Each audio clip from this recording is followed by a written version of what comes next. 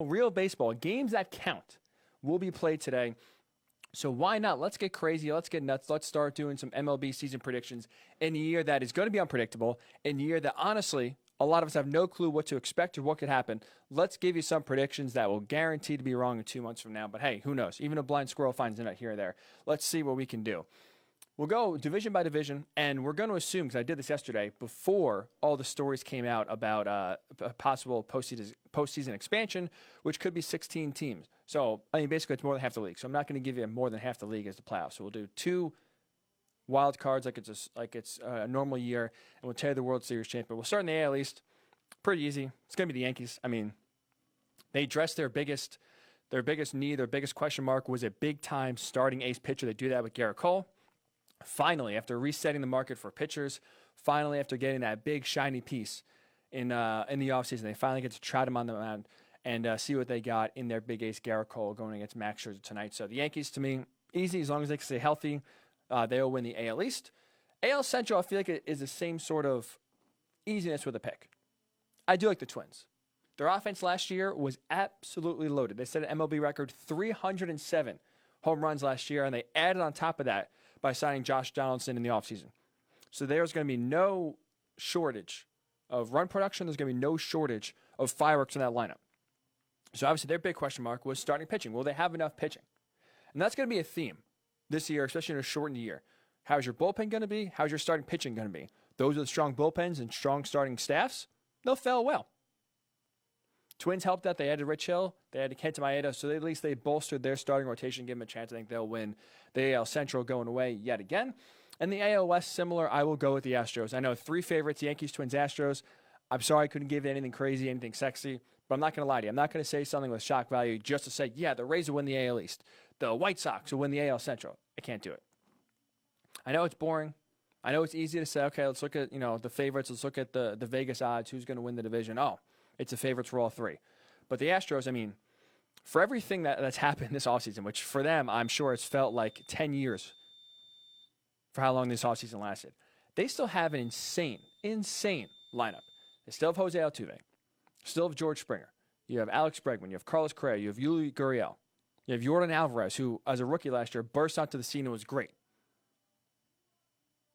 That core is still there. And if you believe Major League Baseball, that cheating by the Astros never happened in 2019, right? It happened in 2017. Maybe it happened before that, but it happened in 2018. 2019, they were clean. This is a team that still went to the World Series, still went 7 games in the World Series. They are really, really, really good. Their pitching depth is questionable. That's where I have a little bit of pause. I like Justin Verlander. He's going to be healthy now. Remember, he had that groin injury in spring training. He's going to be fully healthy. But can't say I'm confident in Zach Greinke. Can't say feel good about the bullpen arms that left in free agency this year. But with that said, because they have one of the best young cores, maybe the best young core outside of the Dodgers in baseball, I'll take the Astros to win the AL West. So Yankees AL East, Twins AL Central, Astros AL West. Let's go to the National League. I think this is a little bit of an upset pick here. I'm going to go with the reigning World Series champions. I think the Nationals will win the NL East this year. Because like I just said, pitching is going to be key. ESPN did this survey. They talked to 18 general managers, assistant general managers, scouts. And they asked them basically what to expect this year. In a shortened year, what is important? What are you looking for? What are some important traits for teams that want to be contenders, that want to make the playoffs, that want to win divisions? And out of voting, they said pitching is going to be the top priority. Well, when you look at the Nationals, Max Scherzer, Steven Strasburg, Patrick Corbin, the best 1-2-3 punch in all baseball. Not to mention, with a 60-game season, let's say every starting pitcher gets around 11 to 12 starts, right? Depending on how you want to finagle, but every starting pitcher is going to get about 11 or 12 starts this year. Well, 12 starts for Scherzer, 12 starts for Strasburg, 12 starts for Corbin. That's 36 right there. That's over half the season those 3 will start. I'll take my odds. I'll gamble that the best 1-2-3 punch, in baseball, pitching-wise, pitching and starting half the games, I'll still roll with the Nationals, despite Ryan Zimmerman sitting out, despite Joe Ross sitting out, despite Anthony Rendon leaving in free agency. I still really like the Nationals. I think the Nationals are getting slept on. It's crazy to think. But the NL East is going to be competitive. The Mets, I think, are really balanced. The Braves obviously have another great young core. They won the division last year. But I'm going to roll with the Nationals. Pitching to me is king. I'll roll with the team with the best pitching staff. And similar to how they won the World Series, remember this. They had one of the worst bullpens in baseball last year. And they still won the World Series because they rode their starters. They got big-time performances out of their starters. I am going to think that that's going to happen again. I'll roll with the Nationals to win the NL East. NL Central, this is, and of every division, I think this is the biggest toss-up. I think any four of the teams, the Reds, the Cubs, the Cardinals, and I'll throw the Brewers in there, could win the division because, honestly, there's not much separating the four.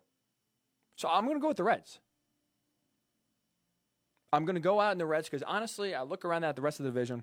There's not many teams I trust to get the job done. The Cubs have a great lineup. Their pitching scares the hell out of me. Their bullpen stinks. Their starting pitching is very shaky and older. The Cardinals, to be honest, have only gotten worse than they've gotten better. Jordan Hicks, their phenom closer, who regularly hits triple digits on the radar gun, is out. Their pitching is okay. Their starting pitching is okay. Their lineup is on the older side. They're another year older. That is a little concerning as well. And they lost one of their best hitters in Marcell Ozuna. So that to me, the Cardinals don't scare me. The Brewers, talk about a mass exodus. Cut salary just to give Christian Yelich a major extension. Their pitching is worrisome. Their lineup outside of Christian Yelich is worrisome. So I'm going to go with the Reds. I really am. I like what they did this offseason. I like their pitching staff. I like their bullpen. Luis Castillo is a great ace for them. They have that number one guy. They have enough depth, behind them to get it done. So, and in the NL Central, I think is the biggest toss-up out of all the divisions so far in baseball in the short season. I'll go with the Reds to capture the NL Central and easily will finish off the NL West with the Dodgers. This is all I'll say of the Dodgers. Best team in baseball. That's how we could start it. That's how we'll end it. They were already a great team last year, and they only get better by adding and signing Mookie Betts, one of the best players in all of baseball. So NL West Dodgers, NL Central Reds, NL East Nats, AL West Astros, AL Central Twins, AL East Yankees. Those are my 6 division winners. We'll go the wild card, like I said, assuming that there's no expanded playoffs. I'll take both teams, at least for the NL wild card, out of the NL East. I think the Mets and the Braves are 2 teams that are going to make the playoffs. I really do. Like I said, the Central, I don't trust anyone. I think the Centrals are one playoff team. Because none of those 4 teams that are in the race, I think, are elite and on the same level as the Mets and Braves. The NL West, the same thing. The Diamondbacks had some nice acquisitions. They were in it till the end last year for the wild card chase. I just don't trust them to do it again. The Padres, I think, are a year or 2 away, and really everyone else is going to stink. So I'm going the Mets. Like I said, I think they are very balanced. Their lineup is balanced. Their pitching staff is balanced. I'm a little concerned their depth is going to be tested. Right, Marcus Stroman tearing his calf now, going on the IL, is really going to put into question that depth that they have at pitching. They have the best pitcher in baseball in Jacob deGrom. On paper, this is important. On paper, their bullpen is one of the best in baseball and in one of the biggest areas of improvement for this team. They needed help in the bullpen last year. They really struggled. They added to it. They have Dylan Betances. You hope Jerry's Familia and Edwin Diaz aren't worse than they are last year, which watching them last year, it's hard to do, but it is baseball. And I love the top of the order of Jeff McNeil, Pete Alonso, Michael Conforto, Wilson Ramos, J.D. Davis. They're legit hitters. You add in UNA Cespedes, you can get some sort of contribution from him. It's a deep lineup. So I think they'll tread some water early. But once they get Marcus Stroman back, that kind of levels off some of the pitching depth.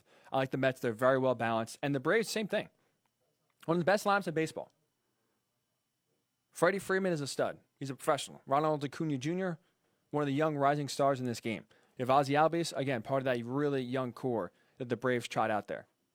The thing that concerns me and why I'm not pitching, there's the reason why I'm not picking them to win the division. Their pitching does scare me. Their pitching, I think, can prevent them from winning a World Series and winning the division, let alone, because they're relying basically on a lot of young pitching in Mike Soroka and Max Fried, and really hoping that they can capitalize and even be better than they were last year.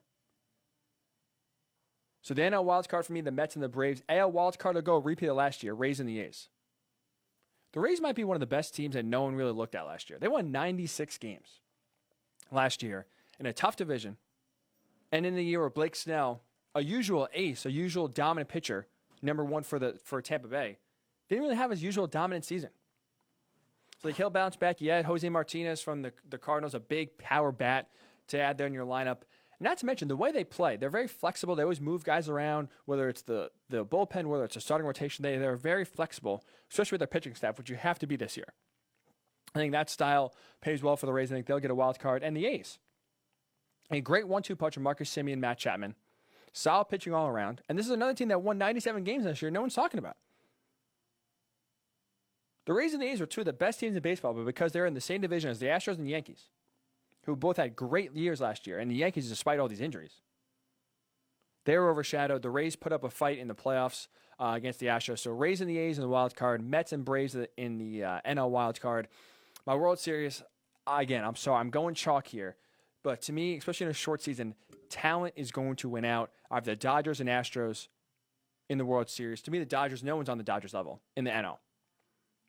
I think the National Braves and Mets are in the second level, but no one close right now to where the Dodgers are. And in the AL, I think the Yankees overall have a more talented team because I like their pitching rotation. Their bullpen is the best in baseball. And their starting rotation got a big, big boost with Garrett Cole. But I'll be honest, my biggest concern and why I'm not picking the Yankees here to go to the World Series, I can't trust them to be healthy. In a 60-game season, nonetheless, more than ever, you have an oblique tweak, you have a little groin strain, 2 or 3 weeks is a massive chunk of time. And you have guys like Giancarlo Stanton, like Aaron Judge, like Aaron Hicks, big parts of your team that can't be relied upon to stay healthy. So I'm significantly concerned that if one of those guys goes down, they'll be out for a long period of time, and that'll be the difference as to why the Astros will get back to the World Series again for the second year in a row, a third time in 4 years. And to me, this is the Dodgers' year. If they can't win this year, honestly, I'm not sure when they're going to win. They've gotten close. On paper, they've had the most talented team now for, it feels like the past 4 or 5 years. We know what happens when they get to the playoffs. It's a question mark. It's scary. I think this is the year the Dodgers finally chase those ghosts of 1988, get rid of the yips in the playoffs, and finally win the World Series and deliver on all that talent that they have on that team. So I'm going to go the Dodgers over the Astros in the World Series.